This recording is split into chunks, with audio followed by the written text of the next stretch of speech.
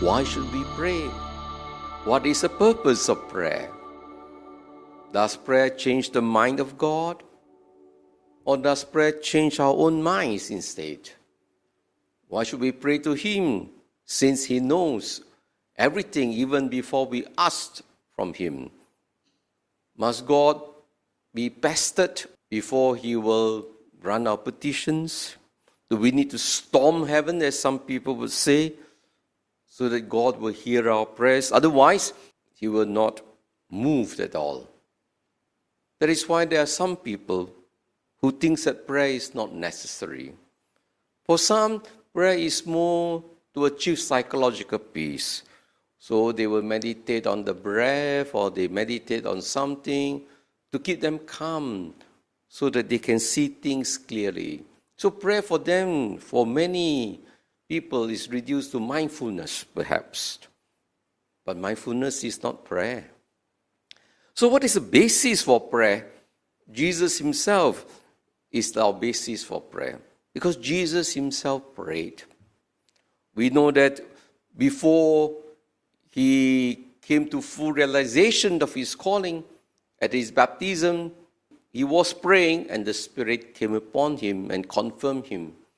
You are my beloved Son, in whom I am well pleased.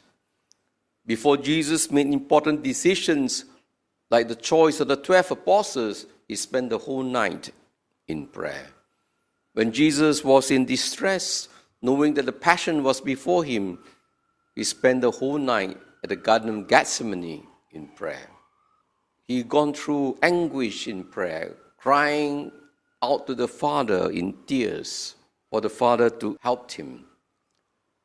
So, my dear brothers and sisters, Jesus set for us an example of what it means to pray. But certainly, we must not think that prayer is to change the mind of God as much as a relationship with Him.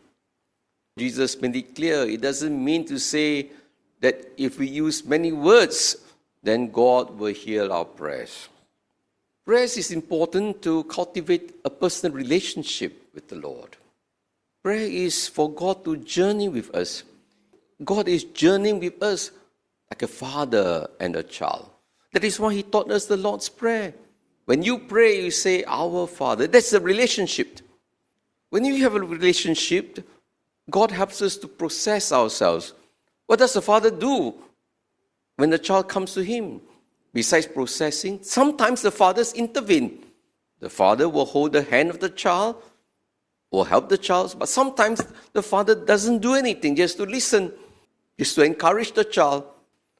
And so that is what prayer is all about. Actually, prayer is really a relationship with God, for God to journey with us. That is why prayer requires trust. It builds up this intimate relationship with God, coming to know ourselves, understand our own needs, our own struggles, and at the same time, knowing that the Father will step in when it is needed. God is certainly concerned about our life, about our happiness, and God certainly will bring justice to us and for us. This God that we worship is a God who listens to us. And so it is important, my dear brothers and sisters, that we turn to God with confidence, and God will certainly come to our help. That is why in our own prayer life, we should not be weary, and that is what the Lord is reminding us. When we are praying to God, we should not give up too easily. Because there are certain times when the Lord wants us to be purified in our desires. He wants us to think through what we are asking, whether it is really good for us. That is why sometimes God delays in helping us, which is true. Because sometimes, when prayers are answered too quickly, just like sometimes when we help people too quickly, they never learn, they never grow. They become totally dependent. They do not know how to use their whatever resources the Lord has given to them.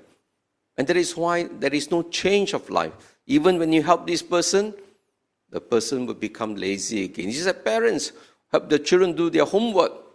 And you do the homework for them, they never learn. But if you were to patiently teach them, help them to struggle along, they will learn. And God is like that. That's why he says, yes, sometimes when God delays, it does not mean to say he is not helping. He is helping us. But I think more importantly, not only God delays sometimes in helping us, he must understand that the wisdom of God is different from man.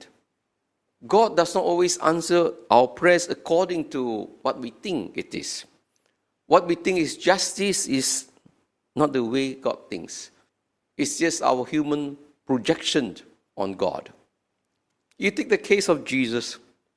When he was in the Garden of Gethsemane, what did he say? Father, take the cup away.